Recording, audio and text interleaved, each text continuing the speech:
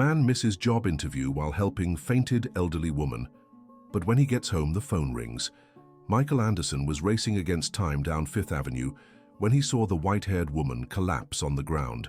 His job interview was scheduled to start in 10 minutes, the opportunity that could save his family from the financial ruin that had been haunting them for months.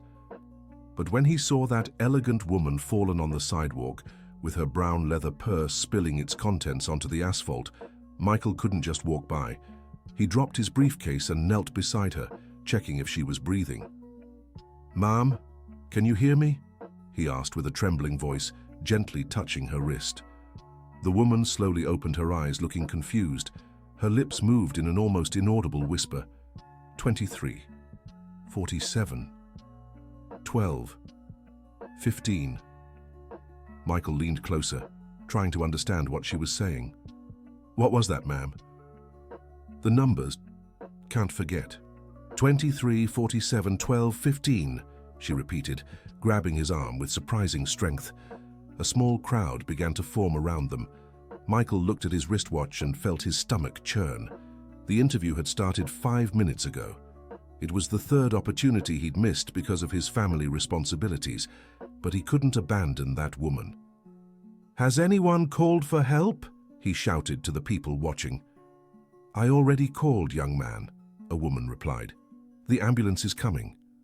The elderly woman kept repeating the same numbers, as if it were the most important thing in the world. Michael gathered her belongings into her purse, noticing everything was of expensive quality. The gold watch on her wrist seemed to be worth more than he earned in 6 months. "Don't let them take the papers.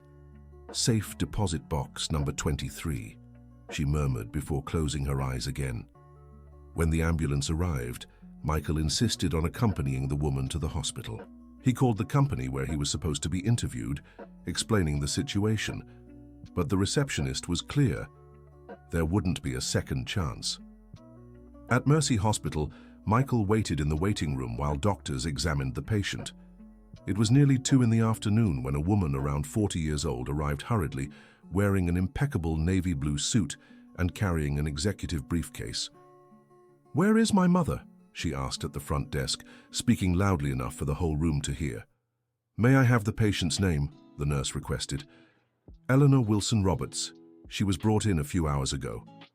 Michael stood up and approached the woman. "Excuse me, are you Mrs. Roberts's daughter?" The woman looked him up and down, noticing his simple clothes and the nervousness in his eyes. "Yes, that's me. And who are you?" "I was present when your mother fainted on the street. I came with her to the hospital to make sure she'd be all right." "How convenient," she said with an ironic smile. "How much do you want?" Michael felt his face grow warm. "What do you mean?" "Don't play dumb. How many dollars do you want to leave and forget this ever happened?" "I don't understand. Your mother needed help, and my mother has suffered from mental confusion for years. She escapes from the clinic where she's hospitalized and always finds some sucker to help her. So let's make this easy. How much?" Michael stayed silent for a few seconds, processing the woman's harsh words. "I don't want any money. I just wanted to make sure she'd be okay. If she has someone to care for her now, then I can leave." He turned to go, but stopped when he heard a faint voice coming from the hallway. "Michael." It was Eleanor, being brought in a wheelchair by a nursing assistant. Her eyes were clearer now, focused on him. "How do you know my name?" he asked, confused. "I heard you introducing yourself in the elevator." The daughter lied quickly. "Mom, let's go home now." "No," said Eleanor with surprising firmness. "I want to speak with this young man in private." "Mom, you're not well. You need to return to the clinic." "I'm perfectly fine, Catherine, and you know that." The tension between mother and daughter was palpable. Michael Anderson realized there was something much more complicated happening there than simple confusion. "Catherine," said Eleanor, looking directly at her daughter, "can you wait outside? I want to speak with Michael alone." "I'm not leaving you alone with a stranger." "He's not a stranger." Dear listener, if you're enjoying the story, please take a moment to like and especially subscribe to the channel. It really helps us who are just starting out. Now, continuing. Michael felt a chill. How did Eleanor know his name if he hadn't introduced himself to her? And why did she say he wasn't a stranger? "Mrs. Roberts," he said slowly. "Are you sure you're feeling well?" "Never been better. Michael Anderson, 38 years old, married to Jennifer, has 2 small children, Ethan, who's 7, and Emma, who's 5. Lives in Brooklyn Heights, worked at the accounting firm Wilson & Associates until last month, when you were laid off due to cost cutting." Michael felt his legs tremble. How did she know all that? How do you know these things? "Because I'm not confused, Michael, and because I was expecting you." Catherine intervened immediately. "Mom, stop this act." "Sir," she said, looking at Michael, "my mother suffers from fantasy episodes. She makes up stories about people she meets on the street." "It's not fantasy," Eleanor replied calmly. "Michael, you were going to an interview at Horizon Construction this morning, weren't you?" Michael swallowed hard. It was impossible. He hadn't told anyone but his wife about that. Yes, I was. But how?" "Because I know more about your life than you imagine, and because that interview was a trap." "What kind of trap?" Eleanor looked around, checking if anyone was listening, and signaled for him to come closer. "The position was filled 2 weeks ago. They only called you and 5 other people to fulfill legal protocol. The owner's son was hired from the beginning." Michael felt his world collapse. All the expectations, all the preparation, the hope of finally getting a decent job to support his family. "How can you know this?" "Because I'm the majority partner of the company that outsources accounting services for Horizon Construction. My company discovered the irregularity in the selection process." Catherine snorted loudly. "Mom, you're delirious again. Let's go home now." "Catherine, is your sister Victoria waiting in the car downstairs?" Catherine paled. I don't have a sister named Victoria." "Exactly. So stop pretending I'm confused and let me talk with Michael." Michael was trying to process everything that was happening. Eleanor clearly wasn't confused, but how did she know so much about his life? "Mrs. Roberts, sorry for asking, but why were you on 5th Avenue this morning? And why are you pretending to be sick?" Eleanor smiled for the first time since he'd met her. "Because I needed to find you, Michael, and because this was the only way to do it without my daughter interfering." "That makes no sense." "It does. Michael, do you remember 3 years ago on a rainy afternoon downtown? You were leaving an interview that didn't work out, walking down Madison Avenue?" Michael narrowed his eyes, trying to remember. 3 years ago, I did many interviews back then. It was a Thursday. You didn't have an umbrella, wet from head to toe. You found a wallet on the ground, on the sidewalk in front of the National Bank. Suddenly, the memory came back like a punch to the gut. I remember. There was a lot of money in it. And documents. $8,000 in cash, to be exact. You checked the address on the documents and took a bus across town to return it. Do you remember the house?" Michael remembered. It was a mansion in Beverly Hills, with huge gardens and a golden gate. The maid who answered said the lady of the house wasn't in, but that she would pass along the message. "Mom, were you the owner of the wallet?" "I was. And I never forgot your gesture. You were clearly in financial difficulty, wet, without even enough money for a decent bus fare, but you returned every penny." Catherine rolled her eyes. What an absurd story. "Mother, if that really happened, why did you never tell me?" "Because you would have thought I was being foolish, just as you do now." Michael vaguely remembered telling Jennifer about the wallet, but he hadn't expected any recognition. It was simply the right thing to do. "Mrs. Eleanor, I did what any decent person would do." "No, Michael. You did what a person of integrity would do, and you have no idea how rare that is these days." Eleanor paused and looked directly into his eyes. "That day, I had just discovered that my own daughter had embezzled $300,000 from my company, money that was supposed to go to a housing project." Catherine turned pale. "Mother, that's a lie." "It's not a lie, Catherine. And you know it. The receipts are in safe deposit box number 23 at the National Bank where I do my investing." The numbers Eleanor had whispered on the street. Michael finally understood. "The numbers you said when you fainted are the safe combination, 23, 47, 12, 15. I needed to be sure you would know where to find the evidence, in case something happened to me." Evidence of what? Eleanor took a deep breath before answering. Catherine has been trying to have me declared mentally incompetent for 2 years. She wants to take control of my company and my assets. The embezzled money was just the beginning. Michael looked at Catherine, who was visibly nervous now. Why are you telling me this? I have nothing to do with your family's problems. Yes, you do, Michael, because I need someone trustworthy to help me, someone who isn't driven by greed. At that moment, Michael's cell phone rang. Jennifer was calling. Excuse me, he said, answering. Hi, honey. Michael, where are you? A man came to the house looking for you. Said he's a lawyer. Michael felt his heart race. A lawyer? What lawyer? He said you need to go to his office urgently. It has something to do with an inheritance or something. He left a card. Inheritance?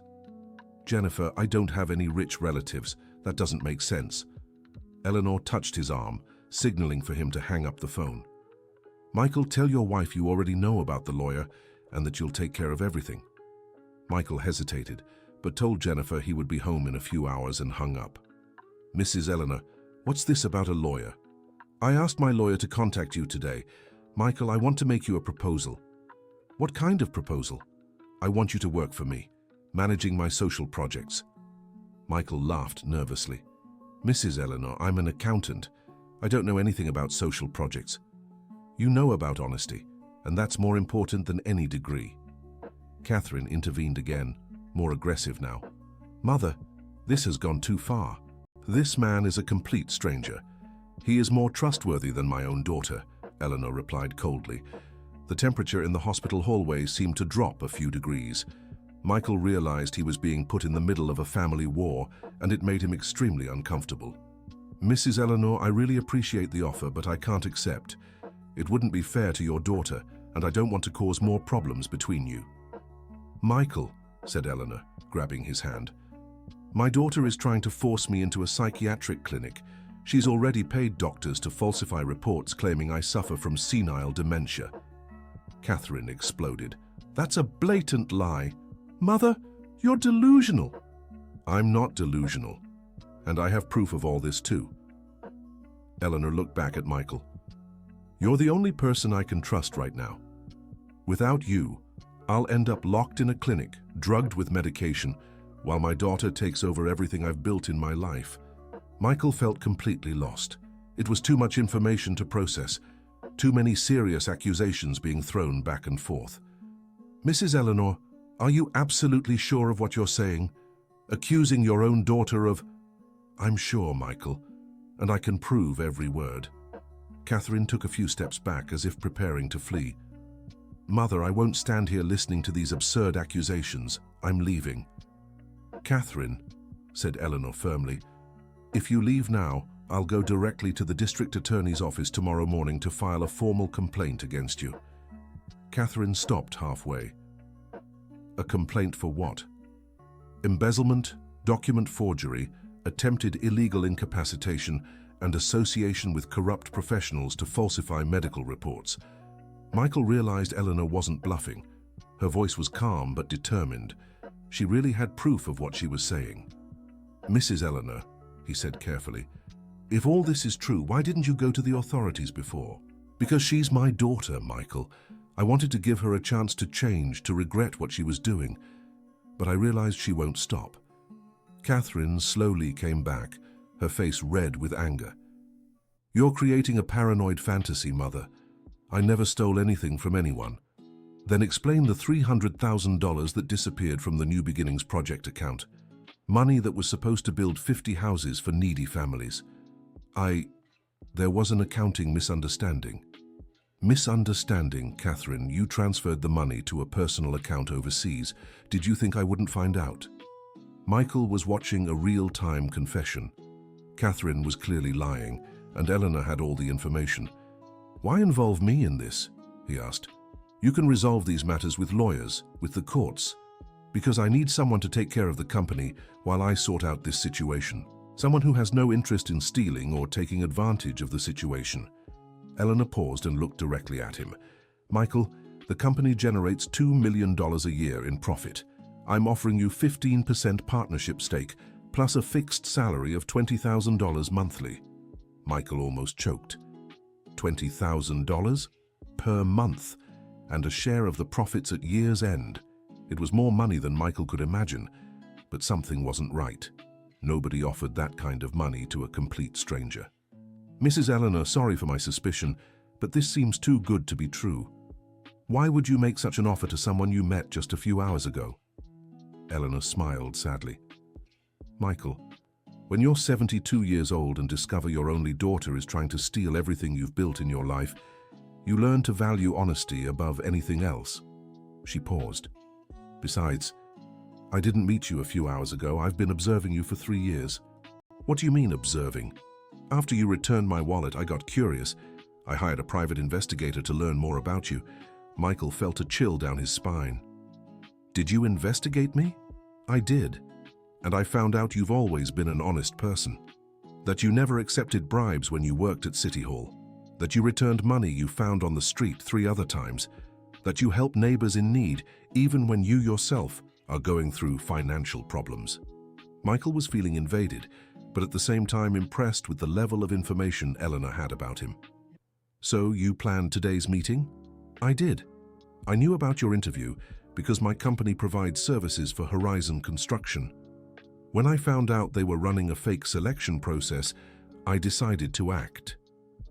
You mean you fainted on purpose? I did. I'm sorry for the deception, but it was the only way to get your attention without seeming suspicious. Michael sat down in a chair in the hallway, trying to process everything he was hearing. This is very crazy, Mrs. Eleanor. I know it seems that way, but Michael, my company employs 400 people. My social projects serve over 2,000 needy families a year. If Catherine takes control, all of this will be destroyed so she can embezzle more money. Michael looked at Catherine, who was silent now, clearly calculating her next words. Catherine, he said, is what your mother is saying true? Catherine looked around before answering. My mother is old, confused.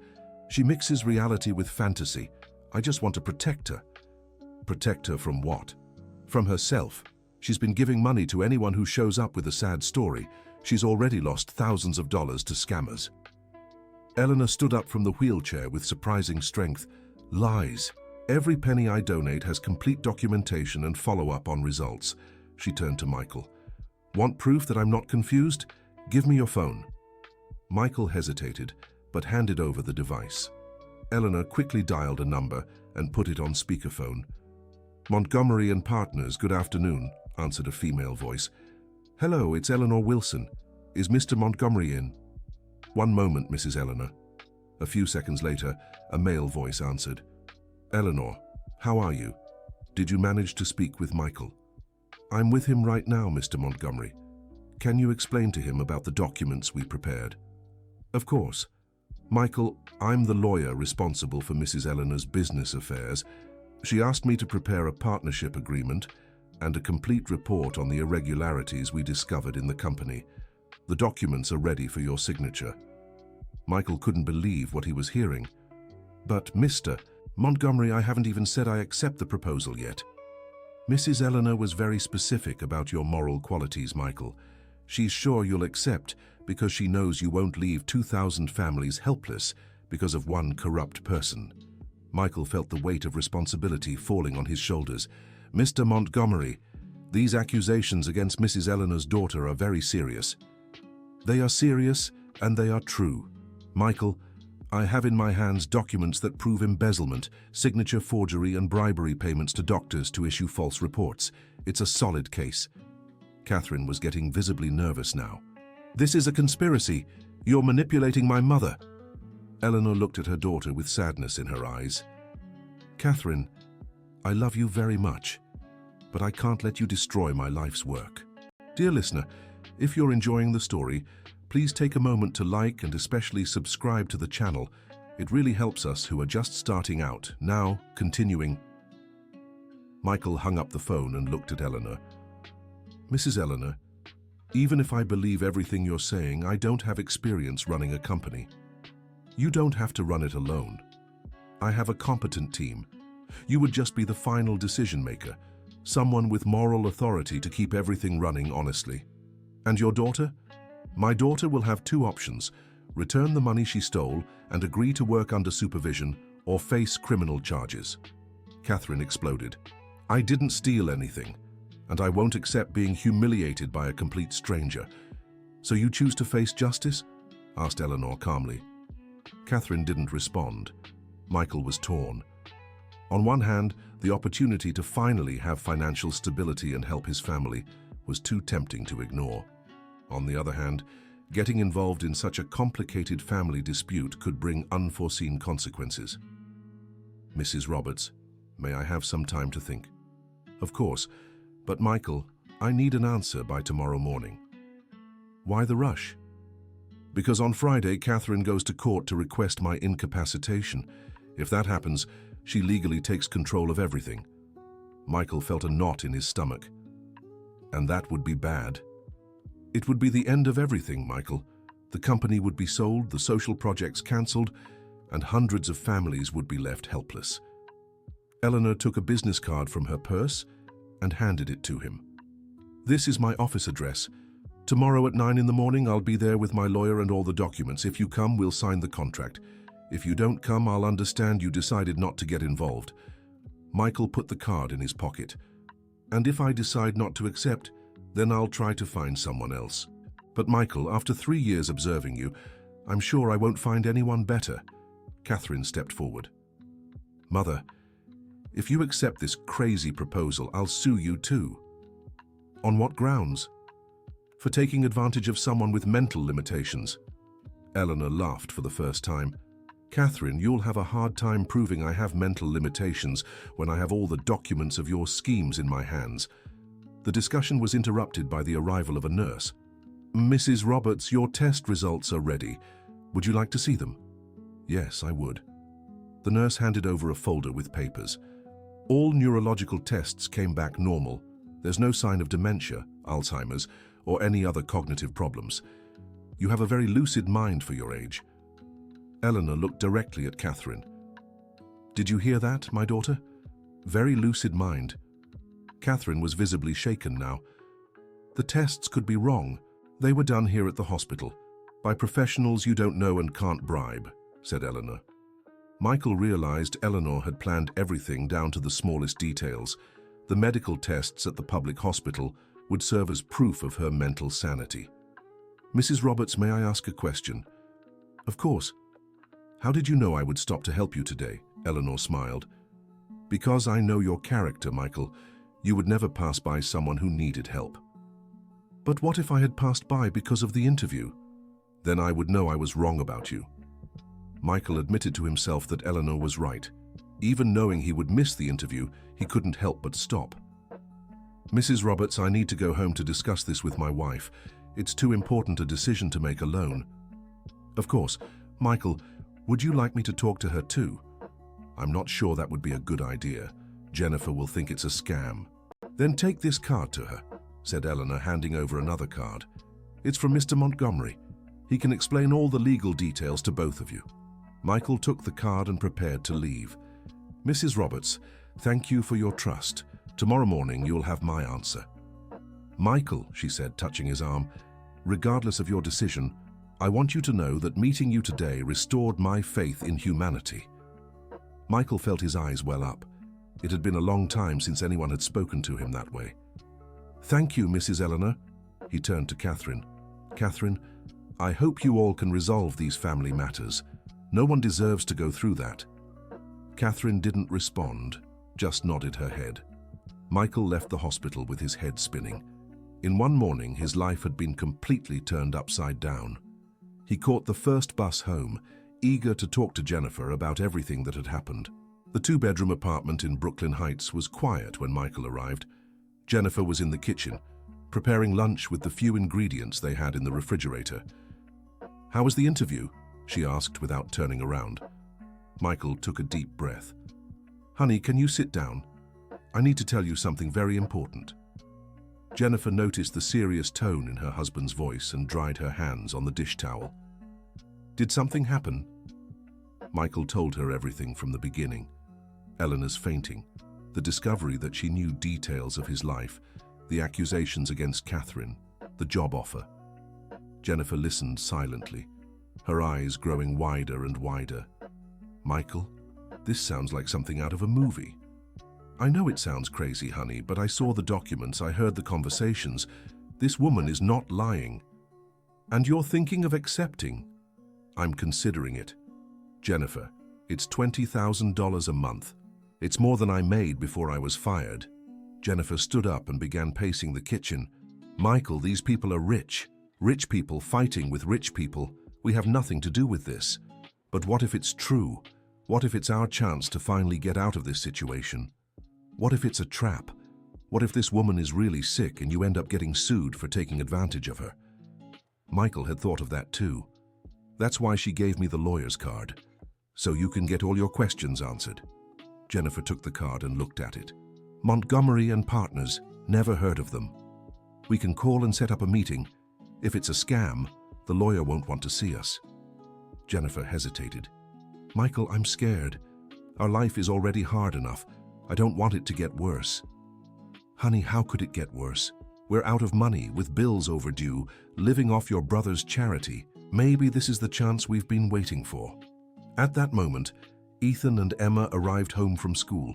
The children had been complaining that the other students had better snacks, that they wanted new sneakers, that they didn't understand why they couldn't eat at Burger Palace on weekends anymore. Michael looked at his children and felt his heart tighten.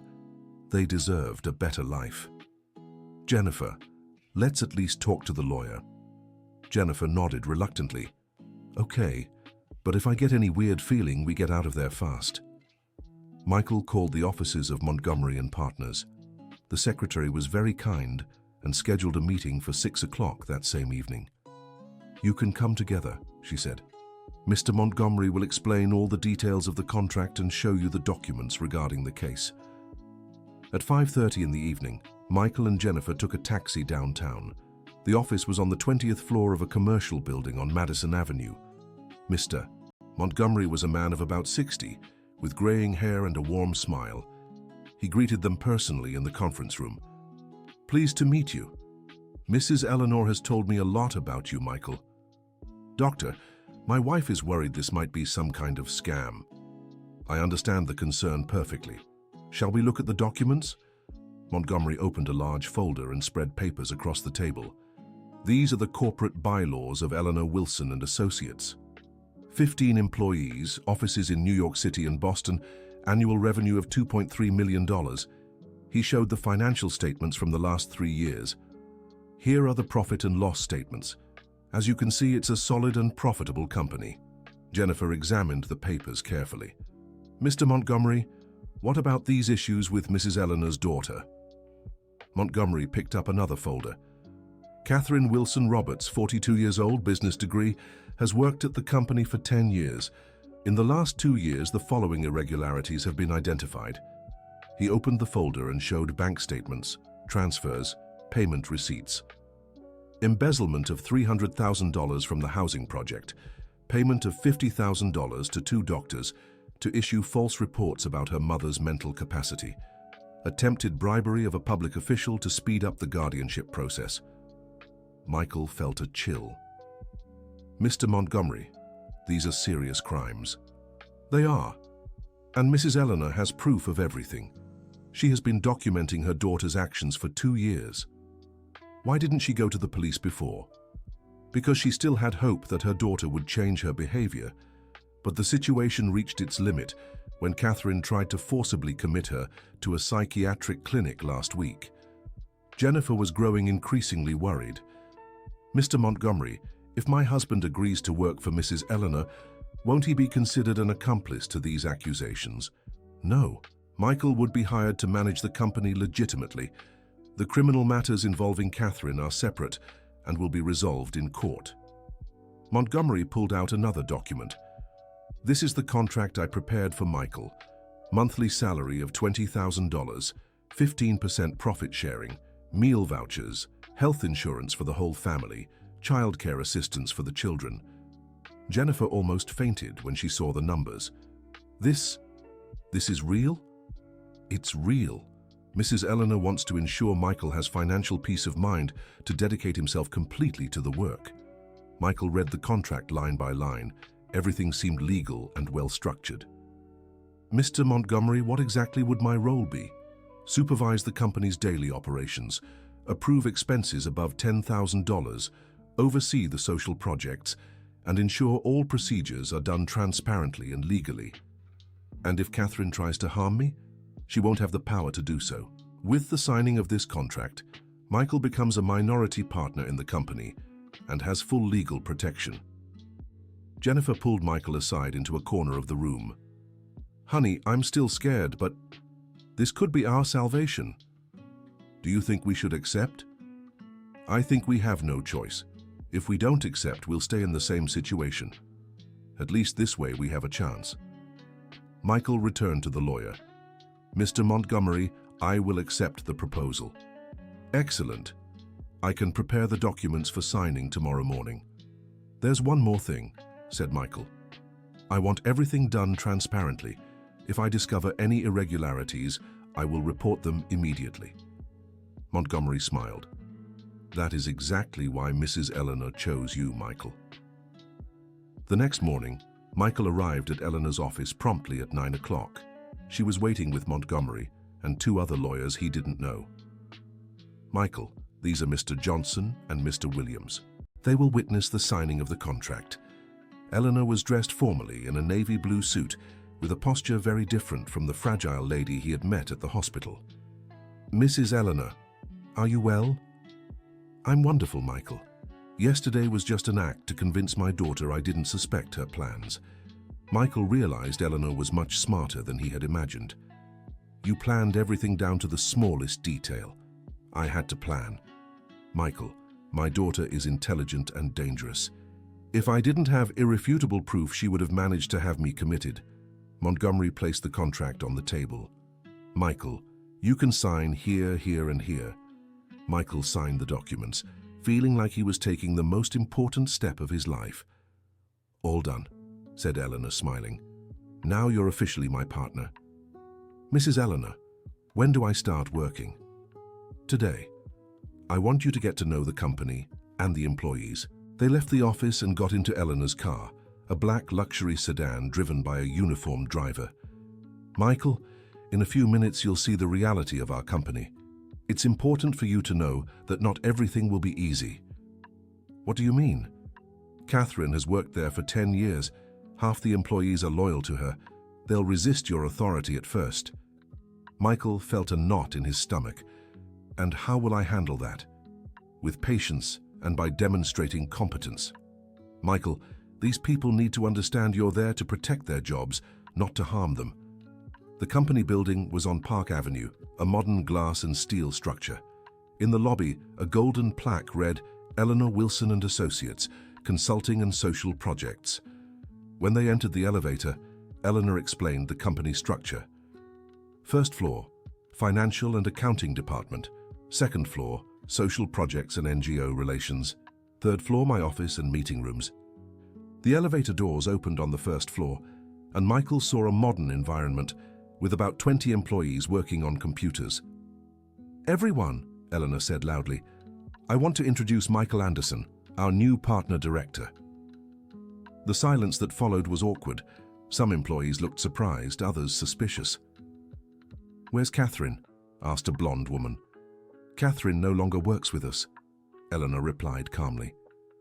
What do you mean, no longer works? Asked another employee. She was let go last night for just cause. A murmur of concern spread through the room. Michael, said Eleanor, would you like to say something to the team? Michael cleared his throat nervously. Everyone, I know it's strange having someone new taking on responsibilities here, but I want you to know I'm here to help the company grow and to make sure everyone has job stability. And what's your experience in management? Asked a man with glasses.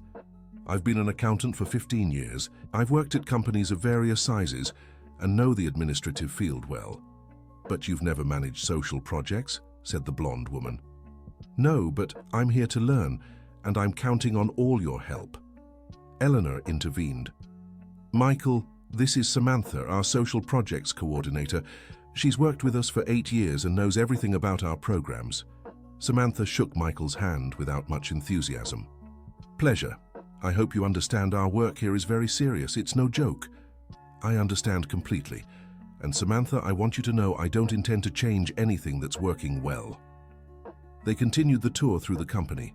On the second floor, Michael learned about the social projects Eleanor developed. Basic food basket distribution program, affordable housing construction, community daycare centers, vocational training courses. Mrs. Eleanor, the work you do is impressive. It's a team effort, Michael. Alone I couldn't accomplish anything. On the third floor, Eleanor showed him her office and introduced Michael to her personal secretary, Mrs. Thompson, a woman about 55 years old. Mrs. Thompson has worked with me for 15 years. She knows all our contacts and procedures. Pleasure to meet you, Mrs. Thompson. Pleasure, Michael. Mrs. Eleanor told me about you. I hope it works out. I hope so too. Eleanor showed Michael a thick folder on the desk. These are all the ongoing projects. I want you to study everything over the next few days to understand how we operate. Michael opened the folder and saw dozens of documents, contracts, financial reports. It's a lot to take in. Yes, but you'll manage. Michael, my office is now yours too. Make yourself at home. At that moment, Mrs. Thompson interrupted. Mrs. Eleanor, Catherine is downstairs. She says she wants to speak with you. Eleanor sighed. Send her up. A few minutes later, Catherine entered the office. She was visibly shaken, with dark circles under her eyes and wrinkled clothes. Mother, can we speak in private? Michael is a partner in the company now. You can speak in front of him. Catherine looked at Michael angrily. You got what you wanted, didn't you? Catherine, I didn't want anything. Your mother made me the offer. Mother, said Catherine, turning to Eleanor, I came to return the money. Eleanor raised an eyebrow. What money? The 300,000 from the project. I admit I used the money, but I can return it. How? I sold my apartment. I can transfer the money today. Michael realized Catherine was desperate. She had probably understood the evidence against her was irrefutable. Catherine, said Eleanor calmly, returning the money doesn't erase the crime you committed. Mother, please, I was going through financial problems. I made a wrong decision, but I can fix everything. And the doctors you paid to declare me incompetent. Catherine lowered her head. That was also a mistake. I was afraid you would squander the family assets. Squander how, Catherine? By helping needy families? No, Mother. I was confused. I made wrong decisions. Michael felt sorry for Catherine, but he also understood Eleanor's position. It was hard to forgive such a deep betrayal. Catherine, said Eleanor, you had 2 years to repent and change your attitude. Instead, you kept stealing and lying. Mother, give me a second chance. I promise I'll change. Eleanor remained silent for a few minutes, clearly thinking about what to do. Michael, she said finally, what do you think? Michael felt uncomfortable being put in the middle of the decision, but answered honestly, Mrs. Eleanor, I think everyone deserves a second chance, but I also think there have to be consequences for the mistakes made. What kind of consequences? Catherine returning the money is the minimum, but she also needs to prove she's really changed. How? Michael thought for a moment. Maybe she could work on the social projects as a volunteer, without pay, just to learn the value of the work you do. Eleanor looked at her daughter. Catherine, would you accept working as a volunteer for a year, without salary, to try to regain my trust? Catherine hesitated. It was a humiliating proposal for someone who had practically been the second most important person in the company. Yes, Mother. I accept. And would you return all the money? Yes. And would you confess to the employees that you committed misconduct? Catherine swallowed hard. Is that necessary? It's necessary to regain the company's credibility. Catherine reluctantly agreed. Eleanor looked at Michael. And would you agree to supervise her work during this period? Michael realized he was being tested. Eleanor wanted to see if he would be able to be fair, even with someone who had treated him poorly. I agree, but on the condition that Catherine really makes an effort to prove she's changed. All right, said Eleanor. Catherine, you have one last chance. If I discover any new misconduct, I'll go straight to the police. Catherine nodded with tears in her eyes.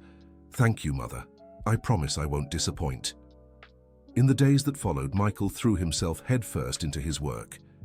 He studied all the projects, met the company's partners, visited the communities served by the social programs. What impressed him most was the team's dedication. Samantha and the other coordinators truly cared about the work they were doing.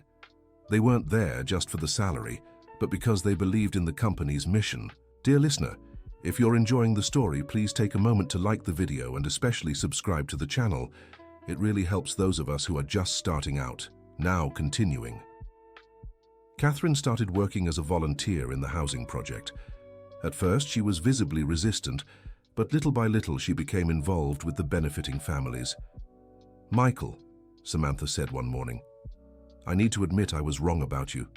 How so? I thought you were just an opportunist, but I see you genuinely care about our work. Thank you, Samantha. And about Catherine? She's changing. Yesterday I saw her crying after talking with a mother who will finally get her own home. Michael smiled. Perhaps Eleanor had been right about giving her daughter a second chance. 2 weeks after Michael started working, Eleanor called him for a private conversation. Michael, how are you feeling? Good. It's very rewarding work. And our productivity increased 20%. The employees are more motivated and the projects are moving faster. Eleanor smiled. I knew this would happen. Michael, when people feel secure and valued, they work better. Mrs. Roberts, may I ask a personal question? Of course. Why did you never remarry after being widowed? Eleanor sighed. Because after my husband passed away, I discovered he had left huge debts. I had to work very hard to rebuild our financial situation. When I finally managed, I was already too old to think about romance. Don't you feel lonely? Sometimes. But work gives me purpose. And now, with you and Catherine working together, I feel our company has a future. Michael realized Eleanor saw the company as her family. That's why Catherine's betrayal had hurt so much. 1 month later came the first big test of the new partnership. The City Hall offered a $5 million contract to build 200 affordable homes. It was the largest project the company had ever received. Michael, said Eleanor, this contract could triple our annual revenue, but it's also a very big risk. What kind of risk? If we can't deliver everything on time, we'll have to pay a $2 million fine, and that would break the company. Michael studied the contract carefully. It was truly a unique opportunity, but the deadlines were very tight. Mrs. Roberts, we'll need to hire more employees. How many? At least 50 people. Engineers, masons, electricians, plumbers. And the initial investment? About $1.5 million for equipment and materials. Eleanor took a deep breath. Michael, what do you think? Should we accept? Michael knew this decision would define the company's future. It was a high-stakes gamble, but potentially very profitable. I think we should accept, but with some conditions. What conditions? First, we'll negotiate a more realistic deadline with the City Hall. Second, we'll divide the project into stages to reduce the risk. Third, we'll only hire professionals with proven experience. Eleanor smiled. This is why I chose you, Michael. You think like a businessman, but without losing prudence. They spent the next week negotiating with the City Hall and managed to extend the delivery deadline from 8 to 12 months. They also divided the project into 4 stages, with intermediate payments at each completed stage. Now we need to assemble our team, said Michael. Samantha suggested some professionals who had previously worked with the company on smaller projects. Catherine, who had been dedicated to volunteer work, asked to participate in the selection process. Catherine, said Michael, you can help, but remember you're here as a volunteer. The final decisions are mine and your mother's. I understand. I just want to help wherever I can. The hiring of the new team was a careful process. Michael insisted on checking all references and professional backgrounds. He had learned from Eleanor that in the social sector, reputation was fundamental. Michael, said one of the engineering candidates, I heard the company was going through some internal problems. Is that true?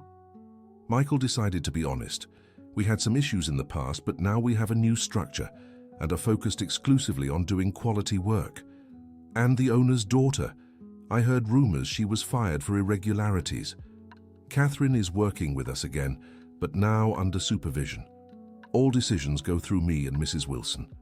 The engineer seemed satisfied with the answer and accepted the position. Within 3 weeks, the new team was assembled. Michael organized a general meeting to present the project and explain everyone's responsibilities. Everyone, he said to the 80 employees gathered in the rented auditorium, this is the biggest challenge in our company's history. We're going to build 200 homes for families who have never had the opportunity to own a home. He showed the property blueprints and explained the work schedule. The deadline is tight, but it's achievable if everyone works in harmony. Every missed step will compromise the entire project. An employee raised her hand. Michael, what if there are delays due to rain or issues with suppliers? We've already built in a 15-day safety margin in the schedule, and we have alternative suppliers for all major materials. Another employee asked about overtime and extra pay. No one will be forced to work overtime, but those who do will be paid a 50% bonus. And if we deliver the project on time, everyone will receive a bonus equivalent to 1 month's salary. A positive murmur went through the auditorium. Any more questions? Asked Michael. Catherine raised her hand. Michael, may I speak on behalf of the administrative team?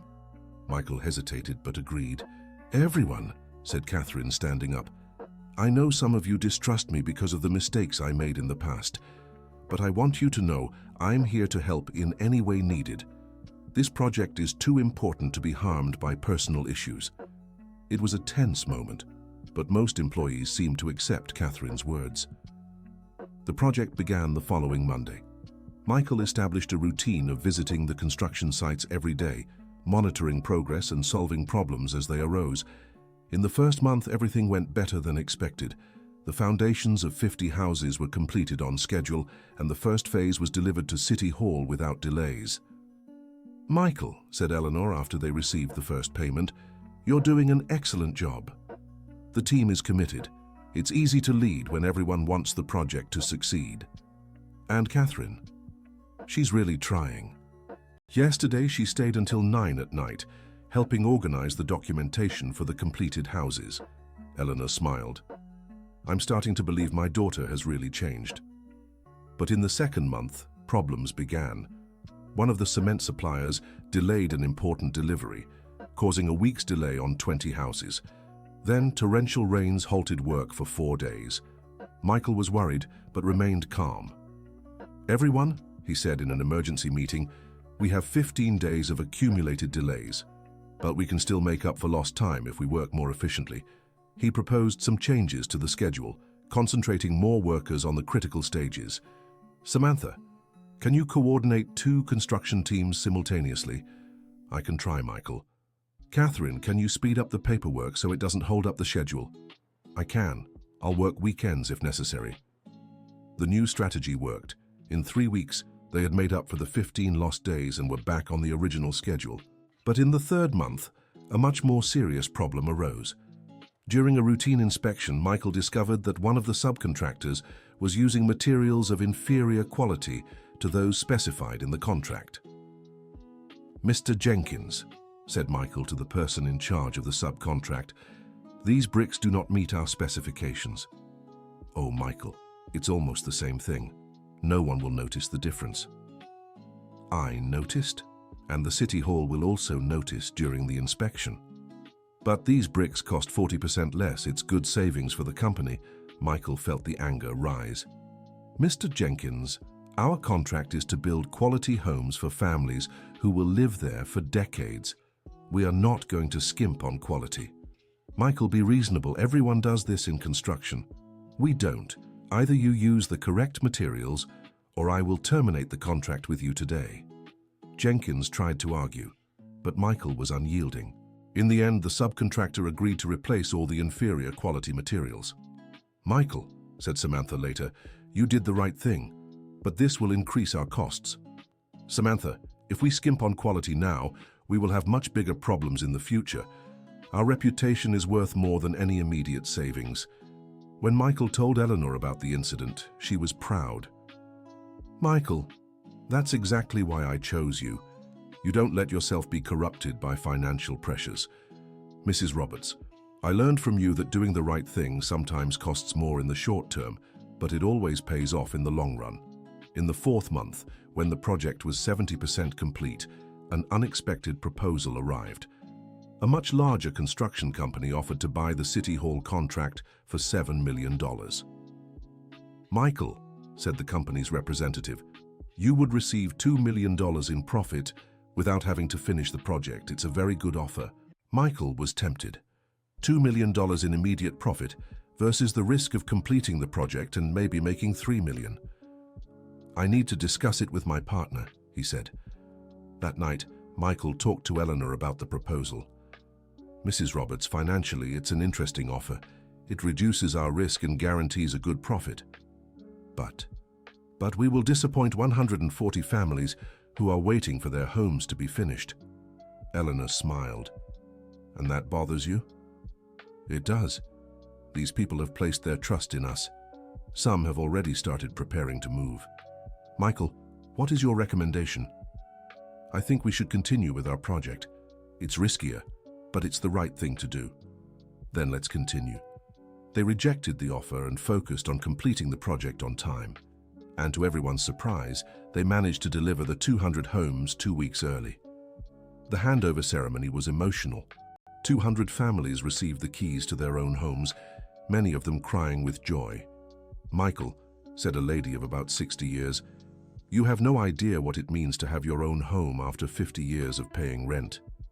Michael felt his eyes well up. It is very rewarding for us too, Mrs. Miller. Eleanor gave an emotional speech at the ceremony. These 200 homes represent much more than concrete and brick. They represent dignity, security, and hope for these families. She looked at Michael and Catherine, and they also show that it's possible to do profitable business without losing humanity. The project was a complete success. The company profited $3.2 million, exceeding all expectations. Michael, Eleanor said a few days later, your share of the profits comes to $480,000. Michael nearly fainted. It was more money than he had earned in his entire life. Mrs. Roberts, this is unbelievable. It's what you deserve, and Michael, I want to make a proposal. What proposal? I want you to become the majority partner of the company. Michael thought he had misheard. How do you mean, majority partner? I want to transfer 51% of my shares to you. But Mrs. Roberts, that doesn't make sense. This is the company of your lifetime. Exactly why? Michael, I am 72 years old.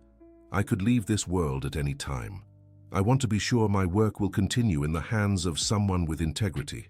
Michael was shocked. And Catherine? Catherine will inherit my remaining share when I'm gone, but you will be responsible for making the important decisions.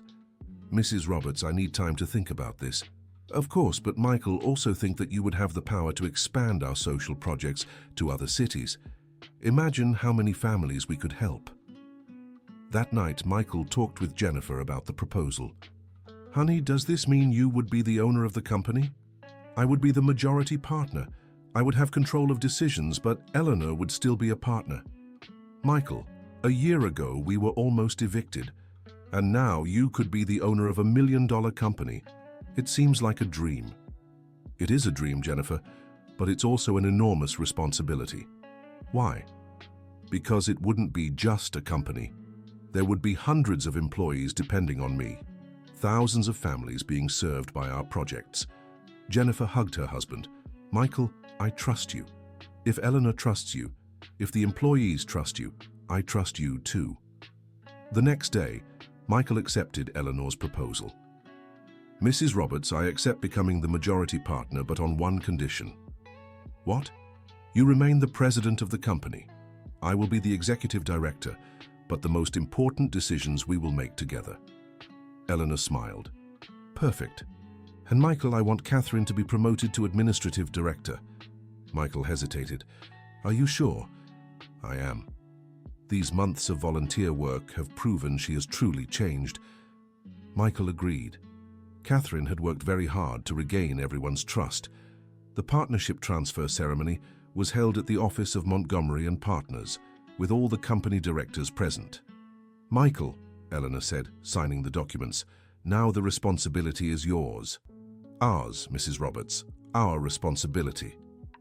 In the months that followed, Michael implemented a series of improvements in the company. He created a profit-sharing program for all employees, established partnerships with universities for social research projects, and expanded the professional training programs. "Michael," Samantha said, "the company's productivity has increased 50% since you took over." "It's the result of the whole team's work, Samantha. Not just. People feel valued and secure. That makes all the difference." Catherine was also excelling as administrative director. She had implemented new financial control systems and managed to reduce operational costs by 20%. "Michael," she said in a meeting, "I want you to know I am grateful for the second chance you and my mother gave me. Catherine, you earned that chance with hard work. Still, thank you. And Michael, I want to apologize for how I treated you at the hospital that first day." "You're already forgiven, Catherine." 1 year after Michael had taken over the leadership, the company received a proposal to open branches in 5 other cities: Boston, San Diego, Denver, Pittsburgh, and Cleveland. "Michael," said Eleanor, "this would mean quintupling the size of our company. It would also mean helping 5 times more families. But do you feel prepared to manage a company of that size?" Michael thought about the question. 1 year ago, he was unemployed and desperate. Now he was being asked to lead a company that would employ over 1,000 people. "Mrs. Roberts, a year ago I couldn't even imagine I'd be capable of managing a company with 80 employees. But I've learned that when you work for what's right, you find strengths you never knew you had. So shall we accept the proposal?" But let's do it gradually, 1 city at a time, to ensure we maintain the quality of our work." The expansion was a success. In 2 years, the company had branches in all 5 proposed cities and served over 10,000 families per year. Michael established his permanent residence in New York City, but traveled constantly to supervise the other units. Jennifer and the children adapted well to their new life. Ethan and Emma now studied at a quality private school and had all the opportunities Michael had never been able to provide before. "Daddy," said Emma one evening, "a classmate said you're famous." "Famous how, sweetheart?" "He said he saw a news report about you on television, that you help poor people own homes." Michael smiled. A few weeks earlier, a TV station had done a report on the company's social projects. "Daddy isn't famous, Emma. He just works at a company that helps people." "But it's cool to help people, right, Daddy?" "It's very cool, sweetheart." Ethan, who was now 9 years old, was also interested in his father's work. "Daddy, when I grow up, can I work at your company?" "Of course, Ethan, but first you have to study hard to be a good professional." "I will study, Daddy. I want to help people like you." Michael was moved by his son's words. It was rewarding to know he was setting a good example for the children. 3 years after taking over the company's leadership, Michael received an unexpected invitation. The mayor of New York City wanted to meet him personally to discuss a housing project for the city.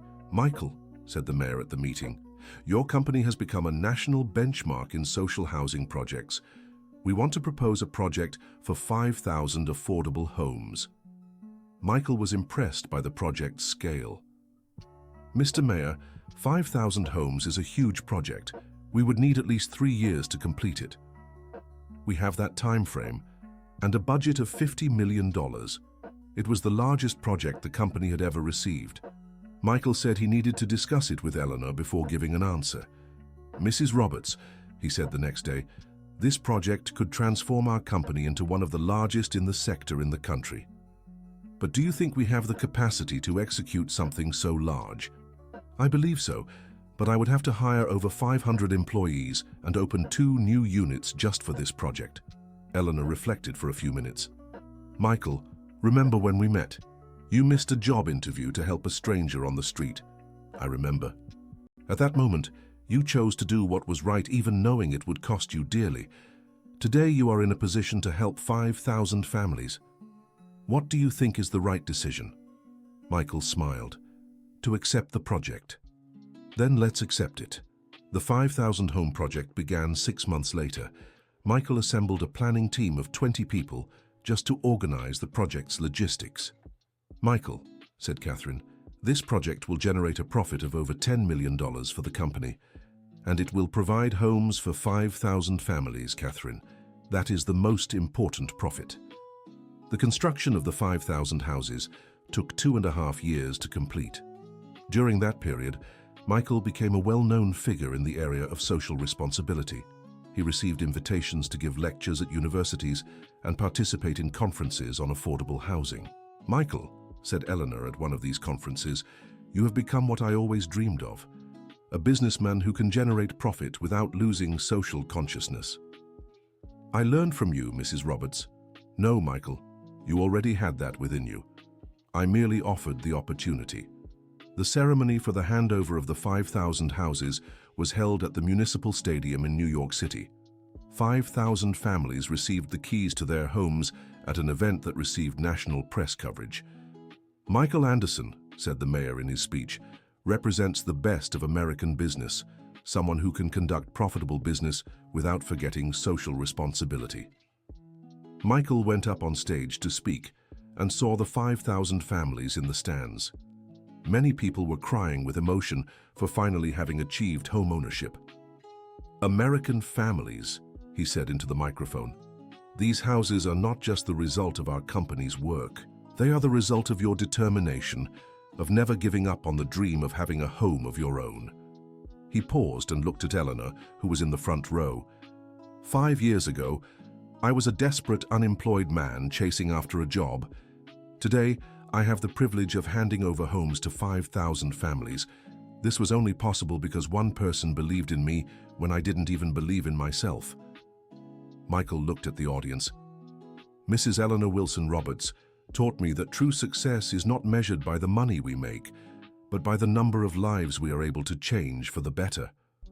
The audience erupted in applause. Eleanor was crying with emotion. After the ceremony, Michael was approached by journalists from various media outlets. "Michael," asked a reporter, "what is the secret to your company's success?" "There is no secret. It's simply about always doing the right thing, even when it costs more or takes longer." "And your plans for the future?" "To expand our projects to other regions of the country. We want to reach at least 15 cities in the next 5 years." "And on a personal level, what has changed in your life?" Michael thought about the question. "On a personal level, I've learned that when we help others, we always receive far more than we give." That evening, Michael arrived home and found Jennifer in the kitchen, preparing dinner with the children. "How was the ceremony?" she asked. "Emotional. Jennifer, can you believe that 5 years ago, we were almost being evicted from this apartment? Sometimes it really does feel like a dream." Ethan and Emma ran to hug their father. "Daddy, we saw you on television," said Emma. "You did?" "Yes. You were giving houses to a lot of people. It was cool. Very cool, sweetie." "Daddy," said Ethan, "when I grow up, I want to have a company just like yours." "Why, son?" "Because I want to help people like you do." Michael hugged his children, moved. His personal transformation was creating a new generation of people concerned with the well-being of others. 5 years after meeting Eleanor, Michael decided to surprise her. He organized a special birthday party, inviting all the company's employees and representatives of the families helped by the social projects. "Mrs. Roberts," he said in his speech, "5 years ago, you completely changed my life. But today, I want to show you how you have changed the lives of many other people as well." He signaled for the people to begin speaking. "Mrs. Eleanor," said a lady of about 40 years, "thanks to Mr. Anderson's company's project, my family was able to stop renting after 20 years. "Mrs. Eleanor," said a young man of about 25, "I got my first job through the company's professional training course. Today, I support my family with dignity." One by one, dozens of people shared how the company's projects had transformed their lives. Eleanor was crying with emotion. "Michael," she said when it was her turn to speak, "when I met you, I was losing hope in humanity. My own daughter had betrayed me. I felt alone and discredited. You restored my faith in people." She looked at Catherine, who was standing next to Michael, And you also gave me back my daughter. Catherine, thank you for proving that people can change for the better. Catherine became emotional. Mom, thank you for giving me a second chance. And Michael, thank you for teaching me that working for the good of others is much more rewarding than working just for money.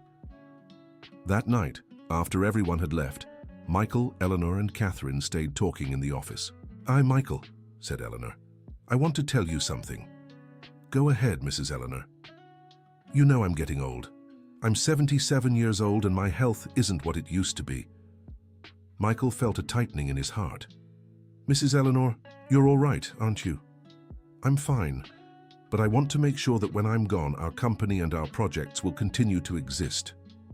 They will continue, Mrs. Eleanor, I promise. I know they will. Michael, I want to officially record that you will be my successor in everything. All my assets, all my shares, all my projects will be under your responsibility. Mrs. Eleanor. Let me finish. Catherine will receive a 20% stake in the company and a monthly income that will guarantee her financial security for the rest of her life. But you will be ultimately responsible for everything, Catherine intervened. Mum, I completely agree. Michael deserves to be your successor. Thank you, Catherine, and Michael, promise me one thing. Anything, Mrs. Eleanor. Promise that you will never forget why we started all this. It's not for profit, it's not for fame. It's to help people who need an opportunity. I promise, Mrs. Eleanor. Eleanor smiled and hugged Michael. Then I can rest easy, knowing that my work is in good hands. 2 years later, Eleanor passed away peacefully in her sleep. Her wake was one of the largest New York City had ever seen. Thousands of people came to say goodbye to the woman who had dedicated her life to helping those in need. Michael gave the main speech at the funeral. Eleanor Wilson Roberts was not just a successful businesswoman. She was a woman who proved that it's possible to run profitable businesses without losing humanity. She taught me that a person's true value is not measured by what they accumulate, but by what they leave for the world. He looked at the crowd present. Eleanor leaves a legacy of more than 50,000 families served by our social projects. She leaves a company that employs more than 2,000 people. But most importantly, she leaves an example that doing good always pays off. After the funeral, Michael officially assumed the presidency of the company. His first act was to create the Eleanor Wilson Foundation, a non-profit organization dedicated exclusively to social projects.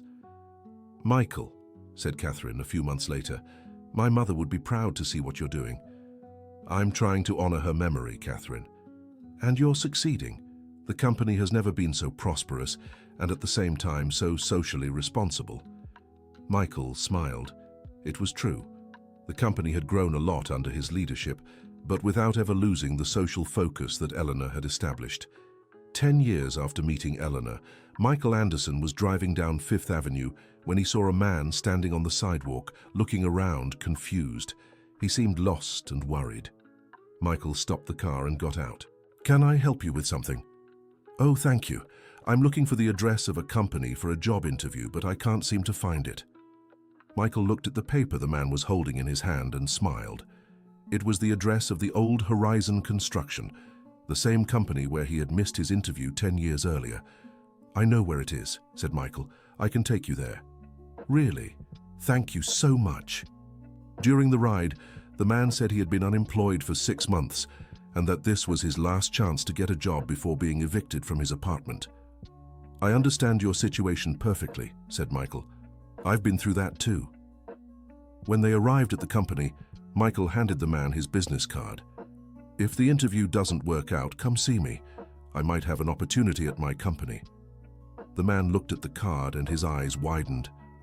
Michael Anderson, president of Eleanor Wilson and Associates. You're the Michael Anderson who's always on television? Michael smiled. That's me. Wow, you're famous. Why did you stop to help me? Because 10 years ago, someone helped me when I needed it, and it completely changed my life. The man was moved. Mr. Anderson, thank you so much. You have no idea what this means to me. I think I do. And remember, sometimes the best opportunities come when we least expect them. Michael returned to his car, thinking of Eleanor. She would be proud to know he had learned the most important lesson: always help those in need, no matter the circumstances. That night at home, Michael told Jennifer about the encounter. "Honey, do you think there's such a thing as coincidence, or does everything have a purpose?" "I don't know, Michael, but I think when a person has a good heart, opportunities to do good always appear." "I think you're right." Ethan, who was now 17, was listening to the conversation. "Dad, are you going to offer that man a job?" "If he needs it, yes." "Cool, Dad, when I finish college, I want to work at our company too." "Why, son?" "Because I want to continue the work you and Mrs. Eleanor started. I want to help people just like you do." Michael smiled, moved. The circle was closing. The next generation was already being prepared to continue Eleanor's legacy. End of story.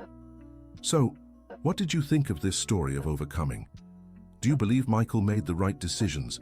Leave your opinion in the comments and tell us if you've ever had to choose between money and doing what's right. Don't forget to leave your like and subscribe to the channel so you don't miss other moving stories we bring to you.